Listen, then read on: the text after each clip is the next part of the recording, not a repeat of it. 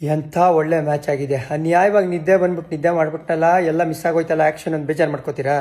ಮಾಡ್ಕೋಬೇಡಿ. ಯಾಕಂದರೆ ಏನಾಯ್ತು ಅಂತ ನಿಮಗೆ ನೀವು ನೋಡಿದ್ರೂ ಇಷ್ಟು ಎಂಜಾಯ್ ಮಾಡಿರಲ್ಲ, ಆ ಥರ ಕತೆ ಹೇಳ್ತೀನಿ ನಿಮಗೆ.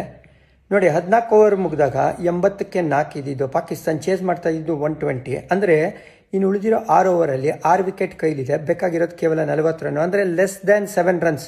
ಆ ಟೈಮಲ್ಲಿ ರೋಹಿತ್ ಶರ್ಮಾ ಅವರು ಬುಮ್ರಾಗ್ ಬಾಲ್ ಕೊಡ್ತಾರೆ. ಸೆಟ್ಲಾಗಿ 31ರಲ್ಲಿ ಬ್ಯಾಟಿಂಗ್ ಆಡ್ತಾ ಇದ್ದಂಥ ರಿಜ್ವಾನ್ನ ಫಸ್ಟ್ ಬಾಲೇ ಔಟ್ ಮಾಡ್ತಾರೆ. ಅಲ್ಲಿಂದ ಕಮ್ಬ್ಯಾಕ್ ಮಾಡಿದ್ದು ಇಂಡಿಯಾ.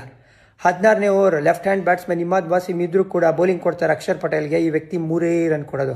17ನೇ ಓವರ್ ಹಾರ್ದಿಕ್ ಪಾಂಡ್ಯ ಕೊಡ್ತಾರೆ ಬಾಲ್, ಆ ವ್ಯಕ್ತಿ ಔಟ್ ಮಾಡ್ತಾರೆ ಶದಾಬ್ ಖಾನ್. 18ನೇ ಓವರ್ ಸಿರಾಜ್ ಹಾಕ್ತಾರೆ, 9 ರನ್ ಕೊಡ್ತಾರೆ. 2 ಓವರ್ 21 ರನ್ ಬೇಕಾಗಿದೆ ಅನ್ನುವಾಗ ಜಸ್ಪ್ರೀತ್ ಬುಮ್ರಾ ಕೈಲಿ ಕೊಡ್ತಾರೆ. 19ನೇ ಓವರ್ ಇಫ್ತಿಕಾರ್ನ ಔಟ್ ಮಾಡ್ತಾರೆ, ಕೇವಲ 3 ರನ್ ಕೊಡೋದು. ಸೊ ಹರ್ಷದೀಪ್ಗೆ ಡಿಫೆಂಡ್ ಮಾಡಬೇಕಾಗಿರೋದು 18 ರನ್ನು. ಫಸ್ಟ್ ಬಾಲಲ್ಲಿ ಇಮಾದ್ ವಾಸಿಮ್ನ ಔಟ್ ಮಾಡಿದ್ಮೇಲೆ ನಸೀಮ್ ಬ್ಯಾಟಿಂಗ್ ಇದ್ರೂ ಕೂಡ ನಾನು ನಿಸೀಮ ಅಂತ ಹೇಳಿದ್ದು ಹರ್ಷದೀಪ್ ಅವರು. ಸೊ ಸಖತ್ ಕ್ಯಾಪ್ಟನ್ಸಿ ನೋಡಿದ್ವಿ. ಒಂದು ಲೋ ಟೋಟಲ್ನ ಡಿಫೆಂಡ್ ಯಾವ ಥರ ಮಾಡಬೇಕು ಅಂತ ರೋಹಿತ್ ಶರ್ಮಾ ತೋರಿಸ್ಕೊಟ್ರು. ಅಂದರೆ ಟೀಮ್ ಮ್ಯಾನೇಜ್ಮೆಂಟ್ ಒಳ್ಳೆ ಡಿಸಿಷನ್ ಮಾಡಿದ್ದೇನೆ ಹೇಳಿ ಅಕ್ಷರ್ ಪಟೇಲ್ನ ಪ್ರಮೋಟ್ ಮಾಡಿದ್ದು ನಂಬರ್ 4ಅಲ್ಲಿ. ಆ ವ್ಯಕ್ತಿ 20 ರನ್ಸ್ ಕ್ರೂಷಿಯಲ್.